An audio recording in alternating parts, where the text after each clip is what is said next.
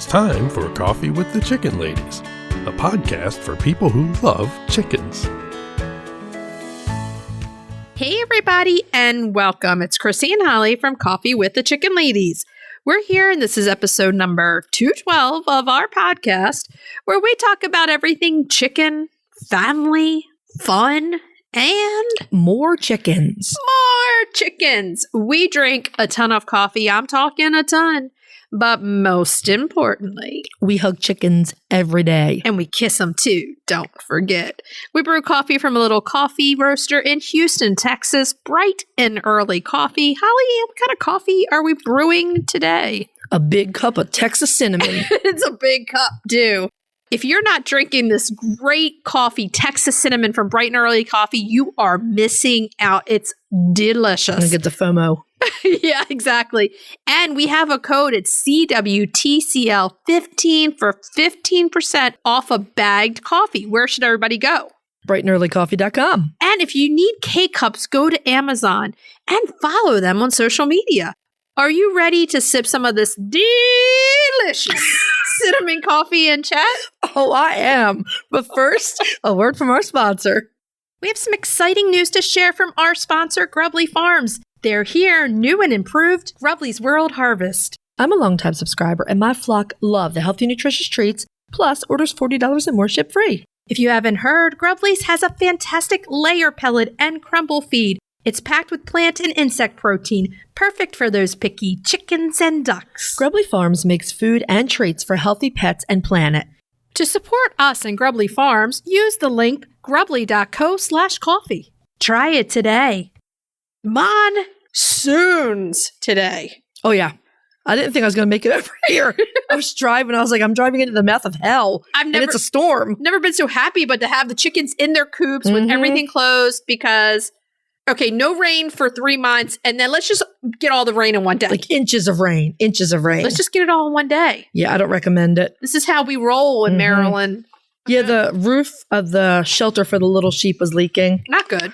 And yeah, I'm going to be doing some cleanup when I get back there tonight. The roof was like, look, it's been dry for 3 months. I was like, I cannot handle this much water. Where is this coming from, people?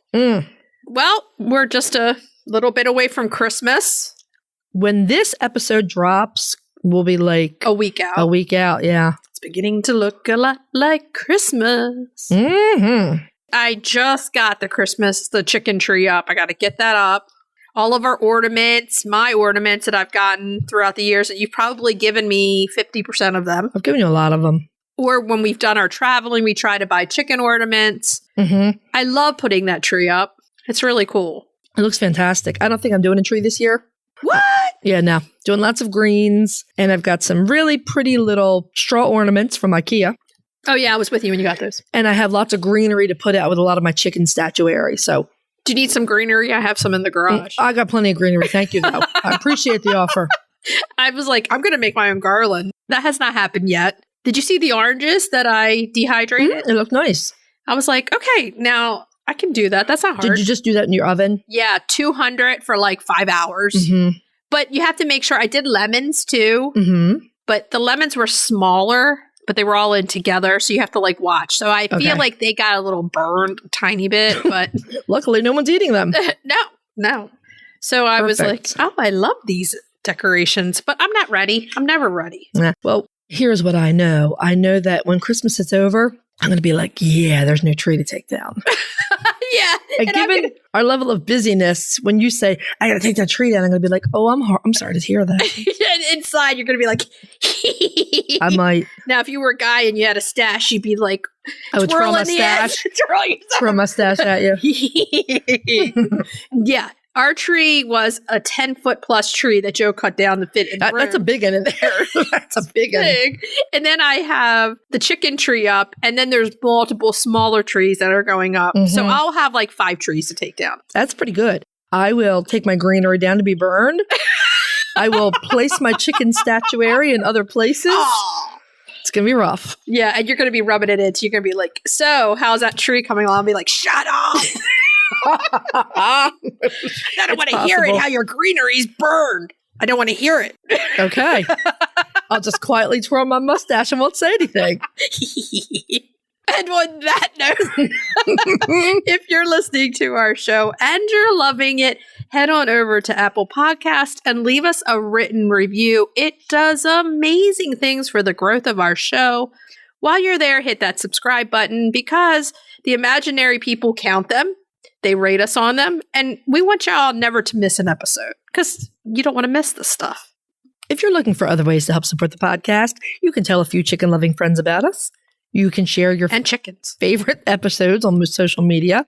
Chickens don't have the power to download, do they? Hit the button! Mm-hmm. You can become a patron of the show, patreon.com/coffee with the chicken ladies. The other thing you can do to help support the podcast is visit our show notes and our website, use our affiliate links and discount codes, and buy products from our sponsors.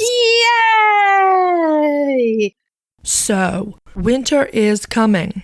It's better when Sean Bean says it. Can you stay on topic for just a minute? What topic? Winter. Well, chickens, obviously, and igloo coops from Omelette. Oh, yeah. You got to have an igloo for winter. If you don't know igloos, they're engineered for extremes. Double insulated, waterproof, and stormproof. They keep out any weather and all predators. And you can just wipe them clean. My girls and little man are so comfy in their Igloo Pro. Mine too. Warm and dry all year round. Winter is coming. Be ready with an igloo. Search Omelette. That's OMLET. Hey, Chris. Yeah. Do you like monthly subscriptions? Does it have anything to do with chickens? Of course. Then yeah. Let us take a minute to tell you about Chicken Love. You get a monthly Chicken Lady tee, treats for your flock, and a keeper care card. And did you know with every multi-month subscription, you get a free Chicken Love logo t-shirt? Really? Yeah. It's $36 a month with free shipping. What are you waiting for? Get off the nest and click already. That's chickenlove.com. That's chickenluv.com. Get your subscription today. The Breed Spotlight is brought to you by Murray McMurray Hatchery, defining quality for generations. For over a century, Murray McMurray Hatchery has remained a trusted family-owned business, working tirelessly to ensure our poultry meet the highest standards. Whether you are an experienced enthusiast or just embarking on the journey, look to McMurray Hatchery for guaranteed quality, rare and heritage breeds, low minimums, and all the supplies you need to raise your flock. Request a free catalog today. A little Merry Christmas to you. Add a little frizzle to that Merry Christmas. It's time for the Breed Spotlight, yeah. Yeah. That's a new Christmas carol for everyone. What does that mean? Add a little frizzle to the Mary. What is that? I'm not sure what's happening. This week's Breed Spotlight is the frizzle. Did you see the dance I did? Oh, I did. I was watching your frizzle. dance. It was like, oh, that's the frizzle? That's the okay. It's also a chicken, and it's December, so we're having lots of fun at the table. So I'm sitting here staring at you. So I'm having lots of fun at the table. I'm doing the frizzle dance move. I'm coming up with a new Christmas carol called Merry Frizzle Christmas. Well, have yourself a Merry Frizzle Christmas. Okay. Let your chicken be frizzle. Their feathers are really cute and they frizzle. Oh, we finished? You got that out of your system? Sorry.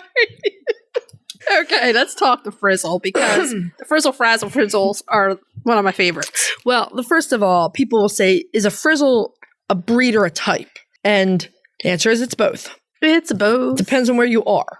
So what exactly is a frizzle? It's a frizzle frazzle frizzle. Oh, God. Frizzles are birds that have unusual feathers that curl up and away from the chicken's body. They always look like they're extremely windblown. Like if you just look up frizzle, you'll find plenty of I mean, they pay a lot of money to examples. look like that. Don't hate me because I'm beautiful. I'm hot. Frizzled feathers are the result of a mutation in the keratin gene. I mean, keratin, you get that in a lot of good hair products. You do, too. right. A modifying gene can also be present, and it will control the degree of curl in an individual frizzled bird's feathers. I mean, they're glamorous. What more can you... They're glamorous. They're glamorous. It's flossy. Okay. Frizzled birds were identified in Asia in the 1600s, but I think like silkies, they've probably been around a lot longer than that. Oh, yeah, they've definitely. And we've noticed in certain other birds, too, that they kind of have that characteristic gene, like my lavender Orpingtons, like Maybelle. She had the frizzle feathers. She had a spot with them, yeah. Yeah.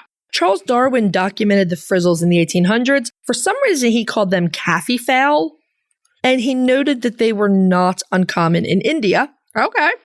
And honestly, a warm climate does make a lot of sense for them because those feathers do not give them much protection from cold and wet weather. No, they don't have a lot under the feathers. They're just all frizzle. Right. They are regarded as show chickens, pets, and companion birds in most of the world.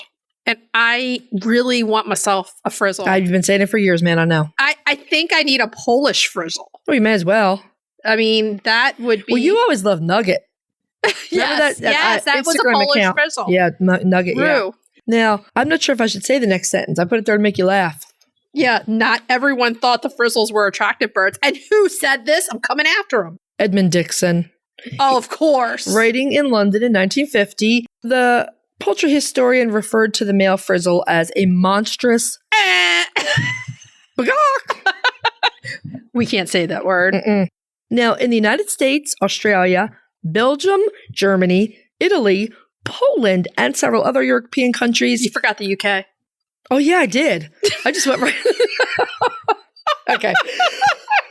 December. We have got to pull this together. Happy December. I'm going to file the UK under several other European countries. The frizzle is considered a breed. They do have a standard for showing, and the British Poultry Club website notes that they consider frizzles to be a purely exhibition or show breed, and that the frizzle is more popular in bantam size than in standard size breeds. Definitely. Yeah. 1,000,000%. The British standard calls for a single comb and smooth legs, no feathers on the legs. You don't want that frizzle on those legs, man. Naked legs to make them even colder. Oh, yeah. Back in 1874, the American Poultry Association did list frizzles as a breed in the very first standard of perfection. And very much like the current UK standard, historically that frizzle also had a single comb. Okay. They could be standard or bantam size, and they could be clean or feather-legged. But just under 20 years later, the 1891 standard of perfection no longer listed the frizzles. They were gone. Boo and hiss. Why would you take this off? Boo and hiss. I need to find out who did that. Go back in time in a time machine and say, Why'd you take the frizzles off? Okay, so the APA does not currently recognize the frizzle as a breed. And like I said, I'm going back in time in a time machine and finding out who did this. Only a type.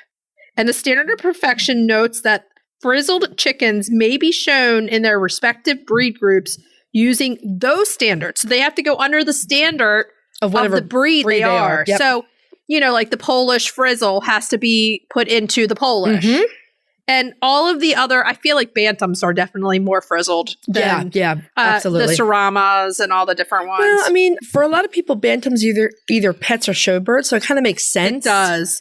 And this applies to both the bantams and the standard breeds. So you can find frizzles, like I was saying, in Polish. Cochin's a big one. Now, the Cochin frizzles are really one of my all-time favorites. They're pretty cute. The pecans, the Saramas, another one of my favorite. The barred Plymouth Rocks, the Japanese bantams, and guess what? Silkies. Yeah. Definitely. So remember, we saw a frizzled I.M. Samani at the Ohio Nationals last year. He was beautiful. Yeah, he was really cool. Now, frizzled silkies are sometimes called filkies or sizzles. Sizzles. You got a lot of sizzle there, sister. Yeah. And that's a lot of izzle to keep track of. Too much for me. I like, who we were talking to maybe, was it Sean and Patrick at Grubley's about the frizzle frazzle or something at maybe. one point? I mean, my brain can't. There's a lot of frizzle talk. No. Okay, so let's go into laying stats for these little frizzle babies. It seems impossible to compile because of the division of breeds. So you basically have to go back to whatever breed frizzle you have and look at that egg laying stat. So in the US, egg color depends on the breed of the frizzle. In the UK, frizzles are good layers of cream-colored eggs, and hens are known to be quite broody. Shocker. Bantams. It would be really interesting to see a DNA profile of the actual frizzle in the UK that's, considered a breed. Maybelle had a lot of frizzle feathers that I loved. It made her different. It made her stand out. But she did have the down under because she was an Orpington. Right. Now, if you have a different breed, Well, she had a lot of fluff. Lots of fluff. Breeding frizzles is a lot like breeding blue chickens. If you breed two frizzles together, you get 25% smooth feather, 50% frizzled, and 25% super frizzled. You're a super frizzle, you're super frizzled, yeah. Ow. Okay. You're super frizzled. The super frizzled are sometimes called frazzled, and apparently frazzled feathers are not ideal. No. They can be quite brittle, they can break easily, Yes. leave bald patches and unprotected areas on the chicken's body. Cute frizzled a salmon fat overalls. No. Oh, yeah, that would be Do cute. that to my favy loves. If you have a frizzy beard, that would be wild. Frazzles are also allegedly not as healthy as the other offspring. Right. Sometimes they end up with other genetic issues or have failure to thrive. Right? Sources note that smooth feathered frizzles are important to keep in a breeding program to lessen the risk of Frizzling, frazzling. super frizzling or frazzling. Yes. Yep. I'm super frazzle.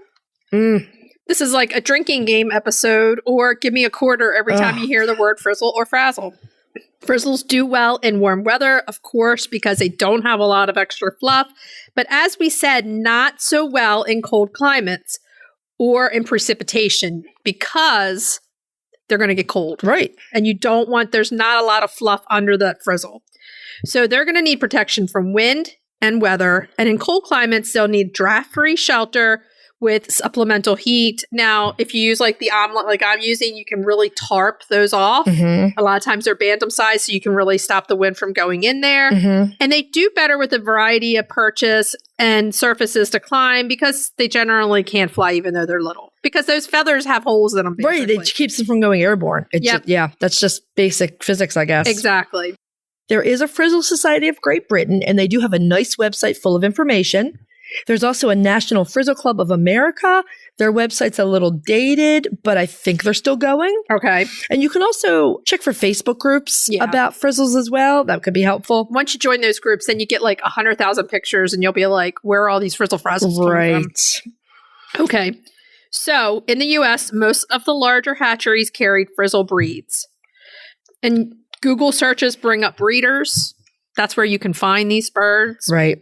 Bantam frizzle chicks will be as difficult to sex as any other bantams. So in many cases, if you want to be sure of sex, you're going to have to buy grow outs. Now here's my favorite. McMurray Hatchery does offer frizzled bantam cochin chicks in a handful of pretty colors. Yeah, they're very I don't cute. think they sex them though, do they? Nope, they're straight run. I know. So you're like the luck of the draw there, man. Yeah, that's what I was saying. If you have to have only females, you need to buy grow outs. I think My Pet Chicken might give you the grow outs. Oh.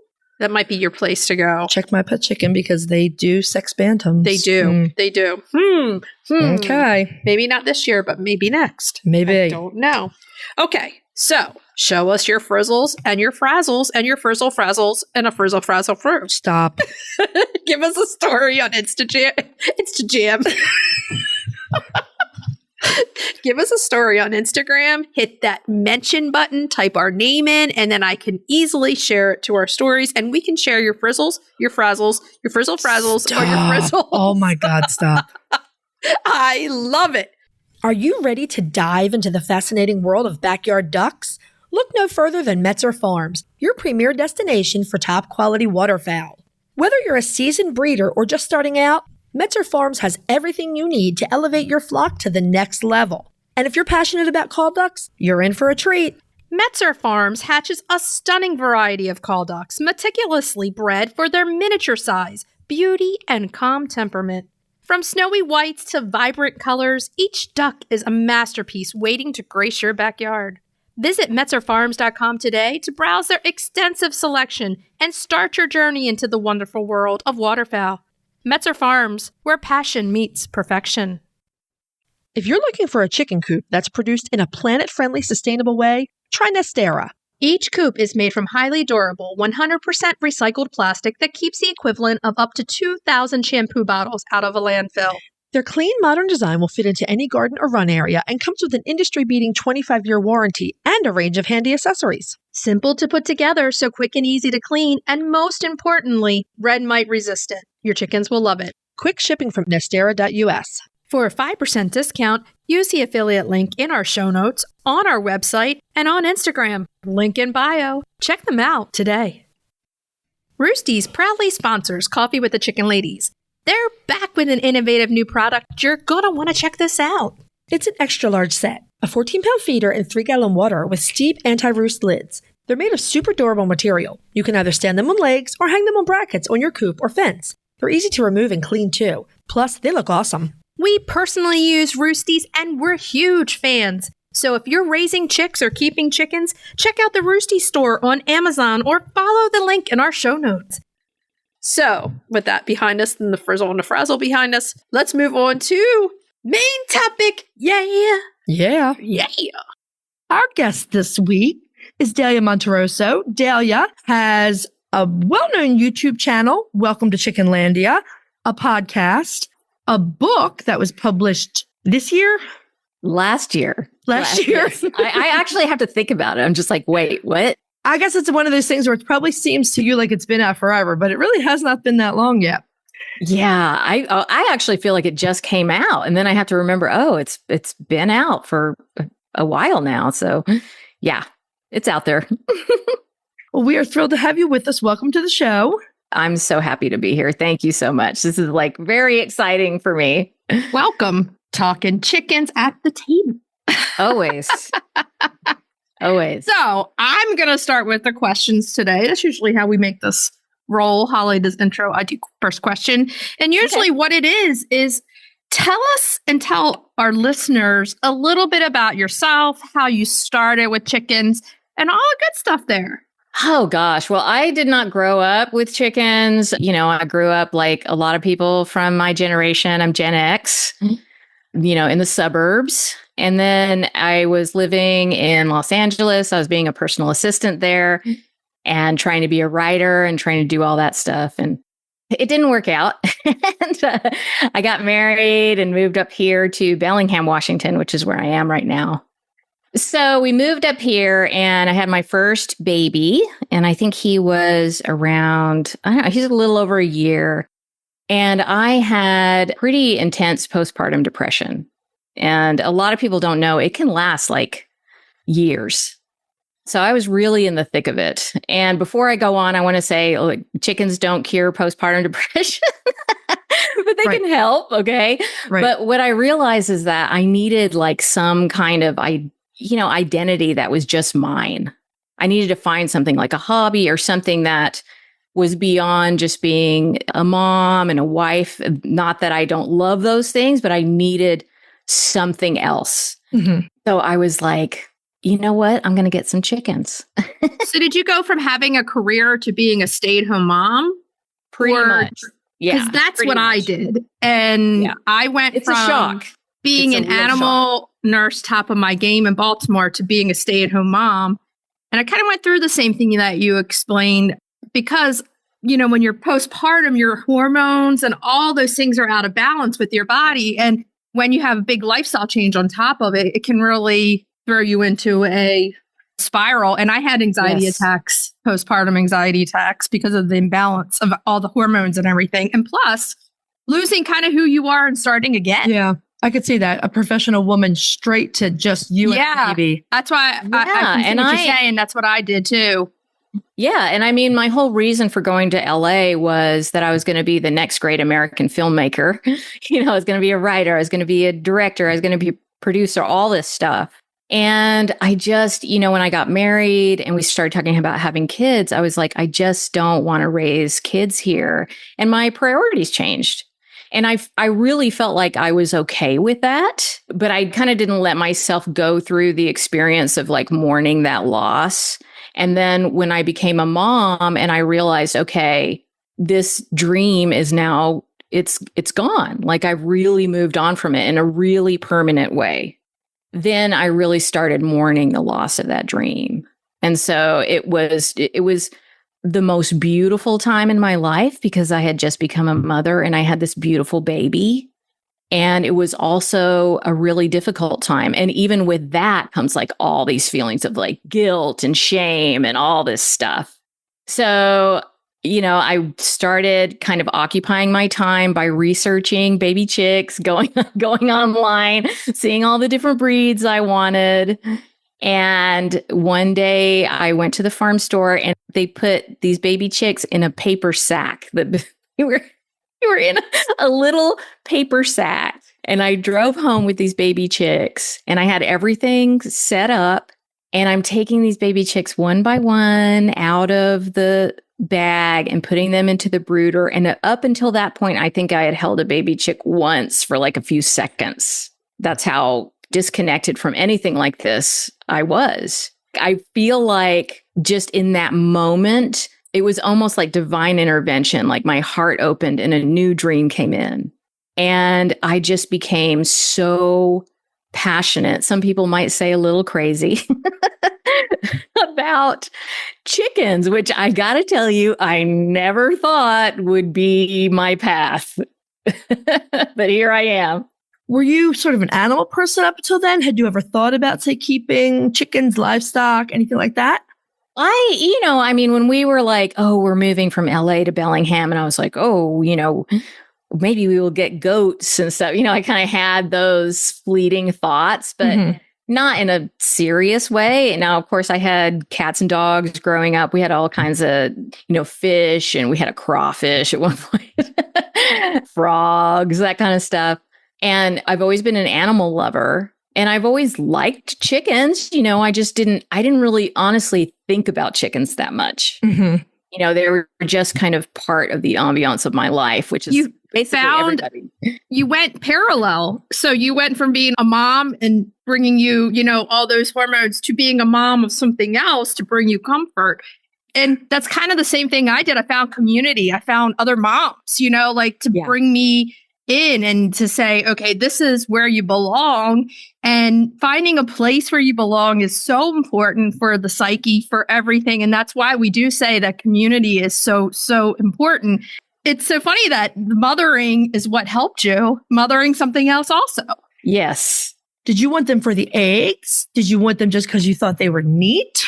The excuse I had was, we need to my husband, we need, we're going to have fresh eggs and we're going to save money and it's going to be great. We're going to be healthier, all this stuff. But by the time, I remember when I got the first egg, I was shocked because I had kind of forgotten, this is why I was doing this. And that became just the icing on the cake. What were your early breeds? Oh, gosh. Just a couple of them. I don't mean to put you on the spot. No, it's okay. It's just, it was so many. I had a Bantam Rhode Island Red, which was absolutely the sweetest thing. I had Silkies. I had... They were all at the farm supply store. Yes. I'm shocked. Yeah, we don't have that much variety. No. Yeah, that's great. There was a lot of variety, especially I had a friendship with the person that managed the store. And so I was kind of able to order the chickens that I wanted and then he got them in. So nice. That's great. Yeah. So all kinds of different, I had the regular ones or whatever, like Barred Rock. I had a Buff Orpington, I had a Black Australorp. And then a bunch of funny ones I can't even remember. Frizzle. I had a Wow. Frizzle Cochin, because of course. There was a lot in that bag. Well, some of them didn't all come in the bag. My first flock grew really fast. That first few months, it was kind of a whirlwind. And actually, by I think maybe the 6th month that I had chickens, we bought a farm store and we were running a farm store for a little while, which I don't recommend to anybody. I know. That just doesn't seem fun to me. I was going to say, man, you went from overwhelmed mom to momming again with chicks. And then you went super mom and opened a farm store because wow. Yeah. It was an experience. I'll say that.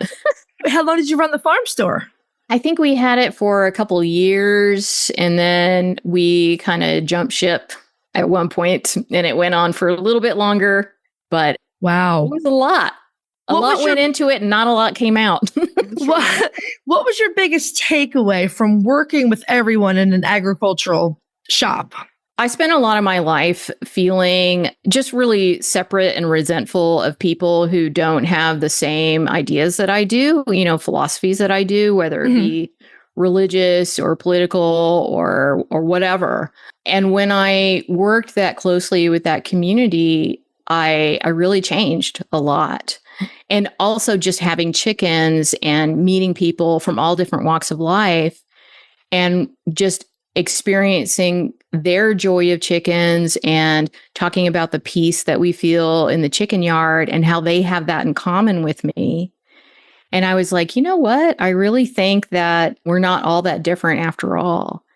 And it would be great if we could talk to each other and come together. And that actually ended up being a big part of my platform is, I just say peace through chickens, because I believe that if we can find some common denominator and start there, why not do that? Why not just start there and see where it goes instead of always just kind of seeing how different we are from other people. Because if you look at, if you went to the other side of the world to somebody that was perceivably very different from us and they're out in their chicken yard and throwing scratch grain to them and experiencing that peace. And I just think that's a really beautiful thing about chicken. With peace, there's sometimes they can bring a little anxiety and other emotions with them too. You want to keep them healthy. The chickens themselves. The chickens themselves. So, yes.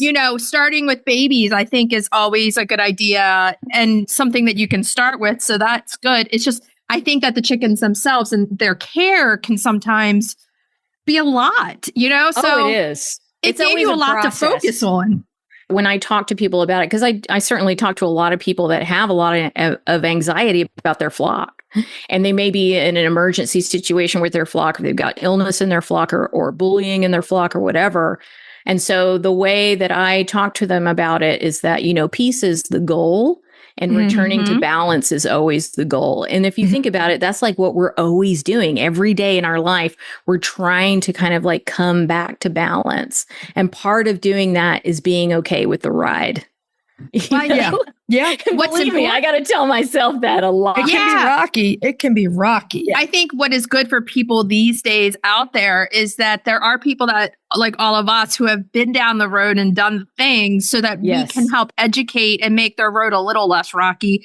Those things still are there. But I think knowing the things about them makes it easier and more peaceful as you go along. Yes. I think that it is really interesting and I feel the same way. I was a 4-H kid, so I've always been in farming and agriculture. But at the same time, my family was academic, so I've also always been in academia. And so those are two very disparate groups, right?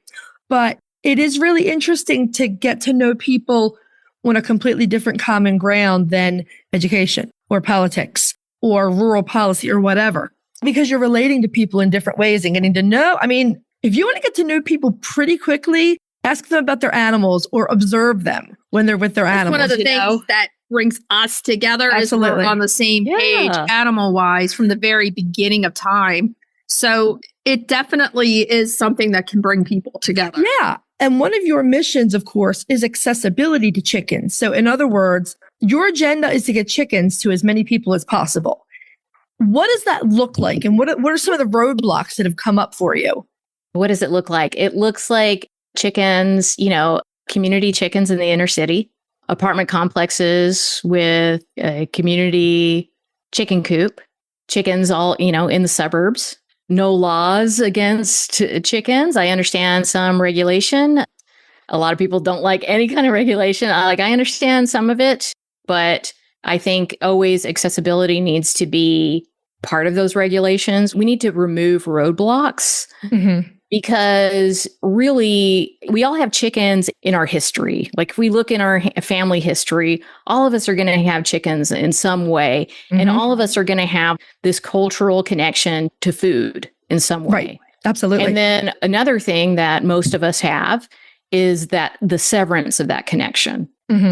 And so I really want to repair that and heal that, because I think if we do that, then we we start to learn more about who we are as an individual. A person will learn more about who they are because just naturally through their connection with food, through the connection of their culture, they're going to learn that.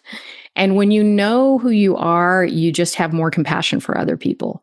That's just very, very important to me. I'm all for everyone having chickens, but I want to educate that so that everyone is aware that there is a level of work that comes along with it, and that you have a responsibility to those animals to take care of them in a healthy and happy way. You have to have the means sometimes. Unfortunately, that's not always the case to do that. I see what you're saying. I just want the education to be in place for people, which it's coming. Yeah, and I think that's the answer. I really think that's the answer, because a lot of people, and I feel kind of bad because I think I've come off in the past as like I know that when I say, okay, chicken keeping is easy, you can do it. We've been doing this for millennia. I will say that.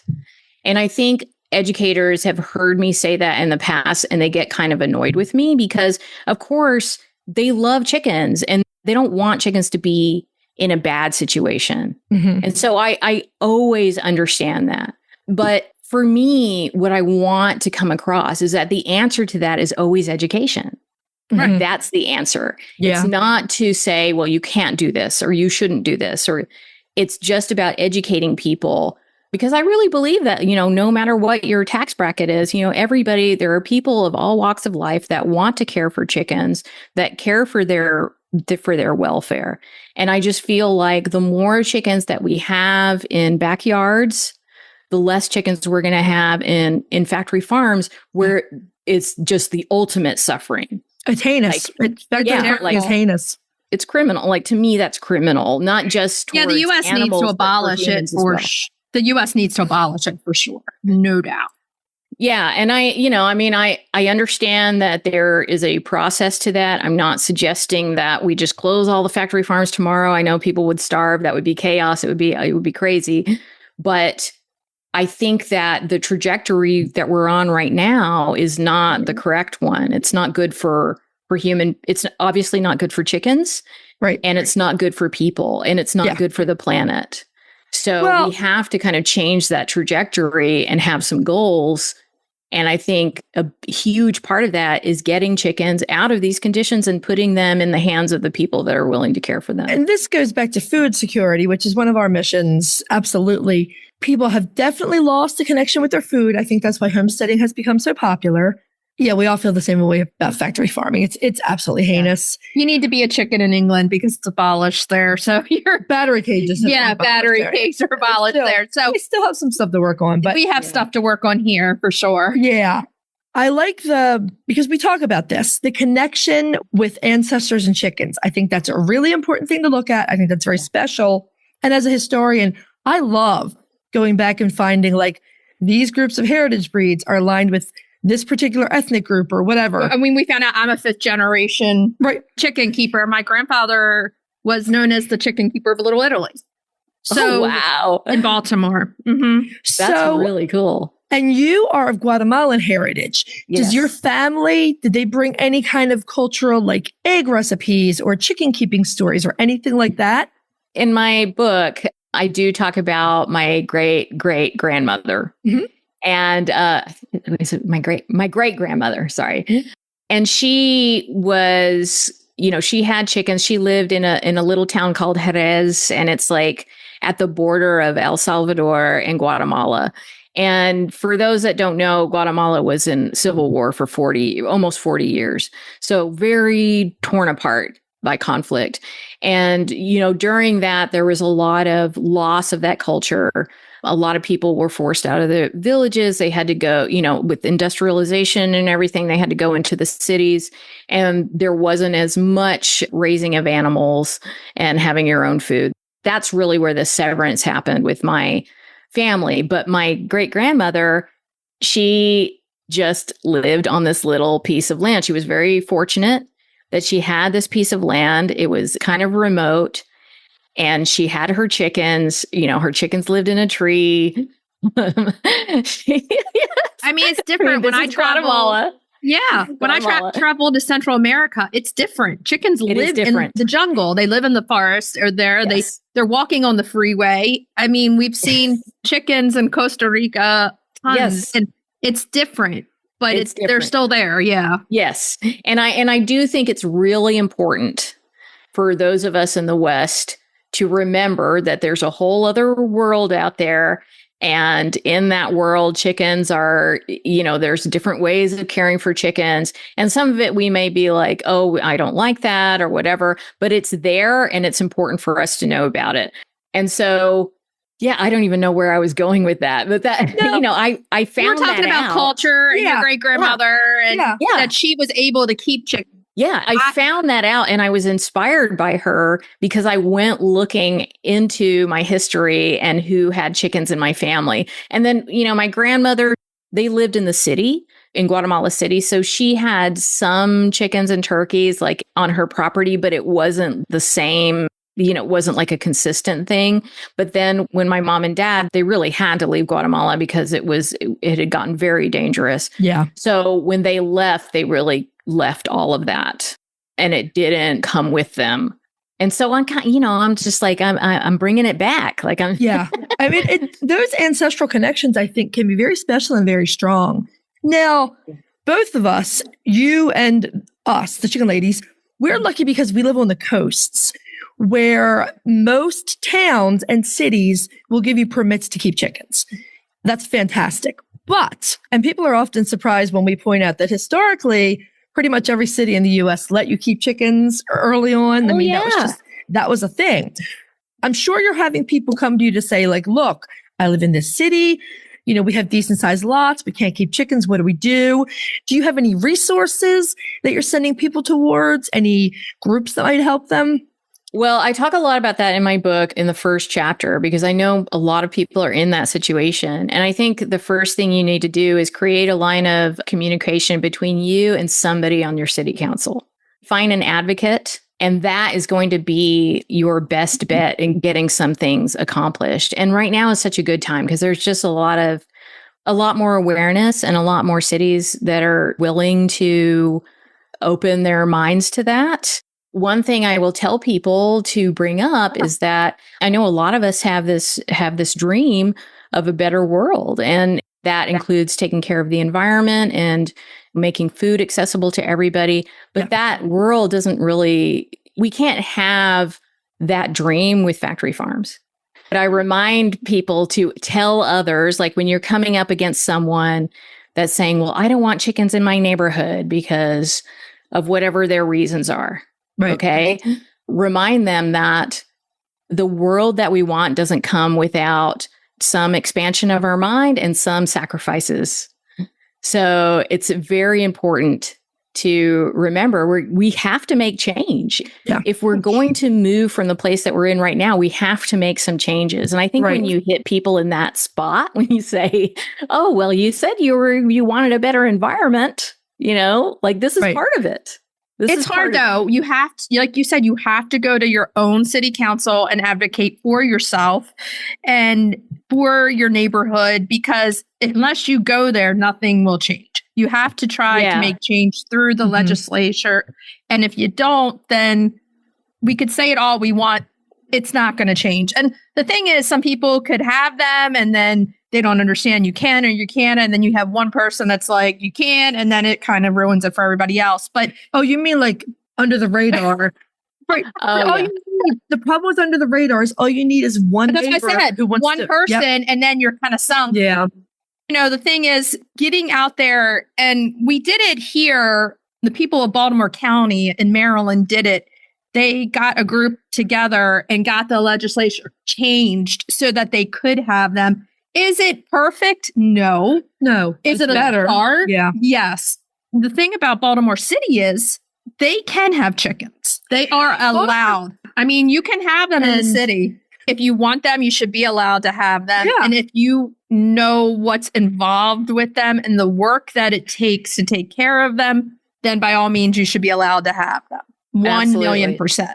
Yeah. I want to tell you guys, I'm coming to Baltimore in March. Are you? Okay. Yes. And the reason I'm coming there is I have a friend, a wonderful friend, and he runs a community garden in the middle, in the inner city in Baltimore. And the name escapes me right now because I'm having massive brain fog. But there are several. Even though I've been talking about this place for like a year. But anyway, he's got community chickens in the middle of Baltimore.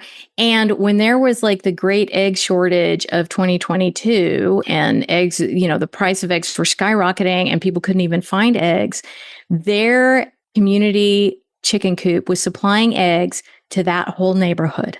And I'm not surprised. Well, it was amazing. That's the thing, because some people would call Baltimore City a food desert, but I don't see it that way because maybe 30 years ago. Yeah, it's not. Because people in Baltimore City, the legislature is there. They can have chickens if they want them. And basically, when does the farmer's market run? That runs Which from one? The big one that's downtown that I go to. I love it. It's April to November. Think the end of November, yeah. Yeah. I used to sell yarn at that one. Yeah. All the farmers in Maryland every Sunday morning come to the farmer's market. So if you live in the city, or I live 45, 50 minutes from the city, you can drive into the city to get everybody that's a farmer around Maryland into the farmer's market. I feel like one of the things Baltimore did, and I know that we're a really tiny city, but this goes back to your friend with the community chickens and the we saw one too. I don't know. There's a lot of different ones. This goes back to your friend who has a community garden. Baltimore's a tiny city and there's a lot of urban decay. What a lot of the people of Baltimore have done is apply to get those empty lots, those vacant waste spaces, and transform them into gardens and chicken keeping spaces. It's wonderful. Yes. And I'm like, I am so for that. I'm so for that. I mean, I think that's a place where you bring change in and you bring the people in that you educate the people and they're willing to do the work. And the people that aren't willing to do the work can either go to the farmer's market and purchase them or, that way. But you have to have somebody who's willing and wants to be educated. I'm guessing, Dalia, is your friend, did they do a lot of education with kids? Because I think that's a lot of the answer right there. Yeah, they do. They do. Yeah. And a lot of volunteers and the people of that community where the community garden is, they absolutely love the chickens and they take care of them. They protect them. They don't let anybody mess with the chickens. I mean, God forbid somebody's going to mess with those chickens, that they're not going to do well. Like they are the stewards of this flock and everybody loves it. And I don't see why you can't find that in every single city across America and in the suburbs. Right. You just have to, I think, get a big enough group of people to do the work to make it happen. Yeah. So we're running a little late on time. So we're going to move on to the next question because we definitely want to get these last two questions in. And the first one is, what does the future look like for Chickenlandia? Oh, the future is bright. It's bright. It's bright and very busy. I do have a special project that I'm working on right now. Nice. It starts with a B and ends in ook. I'm not saying a lot about it because I'm kind of superstitious, but it's going to be really close to my heart. So it's a lot of work. It's definitely a labor of love, but I'm working on that right now. I've got my course. I do have a backyard chicken course, and that is just kind of tugging along. I created that during COVID, like in a fever dream. I created it and it's still out there just going. And I don't know, like right now I'm so concentrating on the book that it's hard to see anything beyond that horizon. But I really want to expand my YouTube channel a little bit, make it a little bit more personal while also expanding on just the things that are very close to my heart, like my mission statement, making chickens more accessible to everybody, bringing peace through chickens, bringing people together through chickens. That's always been my goal. So I mean, there's just no telling, Chickenlandia is just keeps expanding. And I keep growing with it. It's been quite the experience. Yeah. The last question, and we know this question is unfair, and you probably know what's coming. So we will ask you. We would ask, kings, queens, anybody this question. Absolutely. Okay. I want to know. Inquiring minds Want to know. And of course, as you know, you can give us more than one answer because we're not that Okay. mean. What is your favorite breed of chicken? Anything tiny that has a naked neck. I thought you were going to say Frizzle too. That would be amazing, but I have not found that yet. But I have Old English naked necks. Just by some miracle, I ended up with these birds, and they're so funny and cute. And Old English they've definitely been on the favorite list for a long time because they're just so funny. They're loud. They're really resilient. I had one that escaped Chickenlandia somehow, and she lived in the woods for a month. Oh, wow. Did not catch her. Wow. That's Oh my nightmare. gosh. That right there is nightmare fuel for me. It was. It was nightmare fuel. I went out there every single day with different trees. I finally caught her when I brought spaghetti out there. Oh my gosh. Yeah, I wouldn't be able to sleep. I would be one of my 3 a.m. outside with a headlamp on. You probably calling me at 3 a.m. too. Who you kidding? Yeah. You would be here with me at 3 a.m. And we have so many raccoons. Yeah. But she was in this. My dogs are going to bark here because the FedEx guy is here or something. But she was tiny, and she was in this area that was so incredibly hard to get to because we have blackberry bushes everywhere. Mm-hmm. And so it was really, really hard for me to get to her. But there was a creek and a bunch of trees. So I guess she was drinking from the creek. She was eating bugs, and she was living up in the tree, even though it was blackberries. snowing. I take it. Yeah, she was. Maybe it was snowing. Yeah, she was quite resentful actually when I caught her. Man, somebody would have eaten her eventually. They fly pretty well. Yeah, and they that do. makes Tiny, them they do, very yeah. resilient. That really helps. Now, if she had been a barred rock out there, it would have been a day, maybe. Yeah. The bantams, the flying saves them every time. Yeah. So did the Old English cross with the Turkin at your place? Is that a Chickenlandia special? No, there's a guy that was actually breeding them. And for years I've been saying, oh my gosh, that's my dream chicken. And finally one day he was like, I have a hen for you.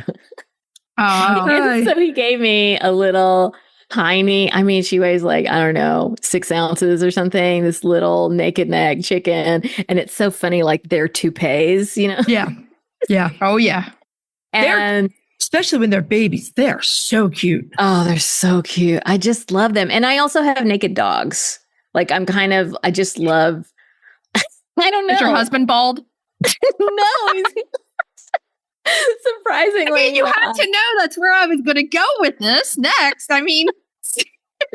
He's not. I don't Is know he a what it naked is. I don't know. Well, I have Charlotte Squintley dogs. I don't know if you've heard of that breed. It's the Coco, the Mexican hairless breed. Oh, yeah. Oh, they're really cool looking. Yeah, I have one purebred, and then I have 2 Chihuahua Cholo mixes. And they're funny little dogs. And in Latin America, especially in Mexican and Guatemalan culture, they're the dogs of the underworld. So they guide their people through the underworld, and they have a special significance in that culture. So yeah, maybe that's it. I don't know. Yes. I have a showgirl boy who do you call them show boy? I have a showgirl silky male. Would that be right? No, I would just say I got a show boy. Yeah, he's a show boy. I would And be he's I got fabulous. a boy and he's a show boy. He's funny. And then I have a big naked neck. And then I have That's what 8 she said. little. I had to get it in. You see what I deal with on the daily over here? Okay, so it's been so much fun having you on the show. We can't wait to have you back next time. It has been wonderful being here and chatting with you ladies. Thank you very much for having me on. Of course. Thank you. For all of our listeners, we'll have a link to your book, Let's All Keep Chickens, will be in the show notes. I'll have links to your YouTube, to your website. Is there any place else you'd like our listeners to go to find you? You can find me on social media. I'm on Instagram and Facebook, and I'm even on Twitter, although I don't post there that much. But the main thing would be my website, which is welcome to chickenlandia.com. You'll find links to everything if you just go there. Perfect. Thank you, Dalia. It has been a real pleasure. We'll talk to you later, and happy holidays. You too. We just want to thank Dalia one more time for a fun conversation. Chickens for everyone. Chickens! Get some. Get you some. Get you some. Our friends at Good Eggs solved the age-old question of how should I wash my eggs? They're chicken people just like us who created the original silicone egg scrubber. Both Chrissy and I use their brush and natural enzyme wash every time. It's a total game changer. It makes cleaning eggs so much faster and easier. Plus, they have a lifetime guarantee. Good Egg is a small family business right here in the U.S., and they donate 10% of all profit directly to folks affected by cancer. Go check them out at goodeggsstuff.co. That's goodeggsstuff.co. Tell them Chrisie&Holly sent you. Okay, so we're ready to move on to Cracking the eggs. cracking those eggs. Now, if you were listening to last week's episode, we hinted at a new cookie that you're gonna love. I got a little history for it too. I know, this is a really fun vintage recipe. And we've updated it a bit for easiness and maybe less processed sugar, depending on which variation you make. Right. You can use either cornflakes or frosted flakes. That's like the little secret that we The didn't give tiger. out.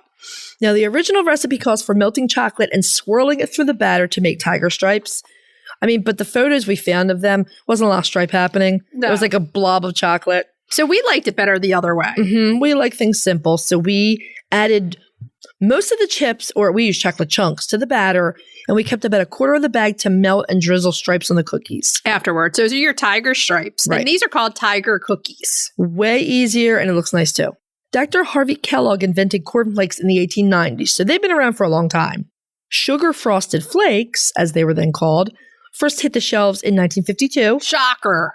The tiger cookie recipe started making the rounds in 1964, and in 1968, it was printed on the Frosted Flakes box along with an offer for a Tony the Tiger cookie jar. We need to find that cookie Right? jar and like now. Yeah. We need it. We need it. Pretty much all cornflakes and Frosted Flakes contain gluten in the form of barley malt. I must have looked at 20 boxes. Nature's Path is one of the few that makes them gluten-free, but a caveat, the flakes are also thicker and more textured. They make for a very crunchy cookie with a mild sweetness that is delicious, but you have got to pulverize them or the chunks are going to be too big. Now, Nature's Path is a organic brand for our local grocery store, Giant Food. So you might have to look that up online and see what's the equivalent in your You can area. get it on Amazon. Oh, you can get it on Amazon? Yeah. Nice. Yep. Go Giant. Okay, so this recipe makes about 4 dozen cookies, 3 dozen if you make them really big, and that's what I do. A really big cookie. I That's like a myself a really big cookie. Okay, so let's go through and list the ingredients. 1 cup or 2 sticks of butter or plant-based butter at room temperature, 1 cup of sugar, 2 eggs at room temperature. Frozen beaten eggs are great for cookies if you preserve any. Okay. 1 teaspoon of vanilla, 2 cups of flour or gluten-free 1-to-1, 1 teaspoon of baking soda, a pinch of sea salt, 3 cups of those cornflakes, frosted flakes, or gluten-free cornflakes, and you need to crush them and you can get a mallet out and really just have some fun. I use my pastry rolling pin. Same difference. Same difference, like smash room. Good whacking fun. That's what she said. 3/4 of a bag of chocolate chunks or chips, or just don't measure, just throw them in there. You have to reserve the last quarter of the bag for the chocolate stripes. Just take a little bit out. Look, I mean, here's the thing. You don't even need to put these stripes on here if you don't want to. Oh, gotta put the tiger stripes on. It's a tiger cookie. Yeah, okay. The first 2 batches of mine got tiger stripes, and then after that, nope, stripeless, going in the mouth. A splash of cream, half and half, or dairy-free creamer for the stripes. Right. Because, I mean, if you're going to give these to neighbors and stuff, you got to put a little thing in there, like tiger. Give these to neighbors. Are you out of your mind? What? Okay, let's go over the directions. Preheat your oven to 375 degrees Fahrenheit. You're going to line your cookie sheets with steel pats or parchment paper. In a small mixing bowl, whisk together the flour, baking soda, and salt. Set that aside. In a large mixing bowl, you're going to cream together the butter and the sugar. Add the vanilla and eggs and beat together until fully combined. Using a wooden spoon or a nice wide spatula, mix the flour and the crushed flakes into the butter mixture. Now, when it's just about blended, add those chocolate chunks or chips and stir until everything is combined. Right. You're going to drop by generous tablespoons onto the prepared cookie sheets. Do you ever use an ice cream scoop? I do it. No, I'm a spoon kind of a gal. Oh, yeah. I just use the ice cream scoop and then squeeze it out so then I don't have to Oh, no. Scoop. Scoop. Nope. I've got this down to an art. But like I said, drop by your generous tablespoons, whether you use a cookie scoop or not. Bake for 9 to 10 minutes or until they're starting to turn golden brown on the edges and the bottom. It's a quick bake. Remove the cookies from the oven and allow them to cool completely before adding your chocolate drizzle. And then add those chocolate stripes. And we're not even going to do the whole thing, how to make the drizzle for the stripes, but that's on the that's in the recipe on our website. A lot of times it's just nuking some chips and adding the cream. It's absolutely nuking some chips. That's it. So it's included with the recipe on our website with all the rest of our recipes. And then you enjoy it. Eat them. And then give them away as gifts. People will love them. Mm-hmm. And now there's a story behind them. And you can either use plain cornflakes or frosted flakes. And then if you're going to use frosted flakes, you may want to cut back on the sugar a little tiny bit. That's coming from you? It's a lot of sugar. It's a lot of sugar. Definitely. Can you imagine what that tasted like? Yeah, I don't know. That's a lot of sugar. That's 1950s for you. Tony the Tiger cookie jar. Try it. We're going to look that up. You might like it. They're great. Okay, so let's move on to retail therapy. Retail therapy. Yeah. This week's retail therapy, we're keeping it short and sweet and great. We're doing chicken Christmas ornaments because we do it every year. Mm-hmm. It's our 5th year of Christmas ornaments. It is. And there's still new ones out all the time and every year. Yeah. Now, one of our most favorite companies to get chicken ornaments from is Old World Christmas. They have beautiful ones. I love giving them as gifts. Glass ornaments that are manufactured right here in the U.S. Holly and I have fought over the spring chicken ornament. Might have happened. It's on my tree right now. I got a llama instead. It's okay. It's my consolation prize. And they're just beautiful ornaments. Old World Christmas. Oh, they're gorgeous. So my favorite of theirs this year is a deviled egg. It's a deviled egg ornament. I love it. And they have the ones I don't have. They have the egg carton with all the eggs, and they have a deviled egg. Right. Now, I did splurge at some point and get the chicken coop ornament. For years, I was like... That's a nice one. I haven't gotten that one yet, but that's a really pretty one. That is a really pretty one. So, Old World Christmas, you can go on Amazon and get those, or you can look up directly on their website. And they have anything else imaginable that you want to give. It's a really awesome place. My favorite place for ornaments besides Old World Christmas is still eBay, because I go on there and find those vintage chicken ornaments and I love them. Whether they're the glass ones or I find a lot of their textiled, like embroidered. Right. I love all of them. They're so much fun. I like Etsy too. Etsy has a ton. Can be a little more expensive on some things, but there's so many. As chickens have gotten popular, look at this guy. He is amazing. Oh, is that a glass one? Yeah. It's a chicken head. Yeah, it's a rooster head. Neat. With a Santa hat. I mean, the other place that you can go if you want something right away is Tractor Supply. They have lots of chicken ornaments that are so cute. And they have the signs that we put on the tree. They have lots of stuff there. And you know, Amazon, you can look up chicken ornaments and they come up. And you just have to be careful. Sometimes when you look at them online, they may not be 3D. Just know that. If the price seems too good to be true, it's probably a flat ornament. It's probably a cardboard thing that you think is something that is not. Right. And I like this one that I showed you earlier, but I like the fact that it says 2D flat so that you kind of understand what you're getting. Yes. And again, it can be personalized. The price is pretty good. So $13. And you can have somebody's name put on it where it says Chicken Farm. Right. So if you go on Etsy, all I would do, rather than us shouting out all these different companies, is go on Google Chicken Christmas Ornaments and have a blast. Right. And I'm going to tell you this right now. People who love chickens and love their chickens love Christmas ornaments for their tree. Oh, yeah, of course. Because it's just a thing. It's awesome. It is. It's great. Now, If you have some really great Christmas ornaments and you want to share them, hit the mention button on IG, send them over. We would love to share your chicken ornaments. Mm-hmm. Show us what you've got. We want to see it. That's what she said. Mm-hmm. Okay, so should we tell everybody what we're going to be talking about next week? Next week, we're doing a turkey because it's Christmas week. It's our Christmas episode. We're doing the very popular midget white turkey. Yes, we are. Main topic, we have Lisa Pregent of Mount Vernon. We're going to be talking about turkeys. They've got a nice little turkey flock there at Mount Vernon. It's going to be a little bit of Turkey 101. Yeah, we're going to talk about, basic turkey care, getting set up, and a little bit about Christmas at Mount Vernon. Cracking the eggs, easy sugar cookies. Because it's Christmas. You need some sugar cookies. And retail therapy is a surprise because I don't have anything written down here. Shoot! So it'll be a Christmas surprise. It's December. You don't know what you're going to get. Okay, so what should we tell everybody to do until next week? Hug your chickens. Every day and kiss them too. We'll talk to you next week. Bye-bye. Bye. If you'd like to see more of us, please follow us on Instagram at Coffee with the Chicken Ladies. If you'd like to help us grow the podcast, please leave us a written review on Apple Podcasts. If you'd like to become a patron of the show, please visit our Patreon page, patreon.com/Coffee with the Chicken Ladies. Thanks for listening.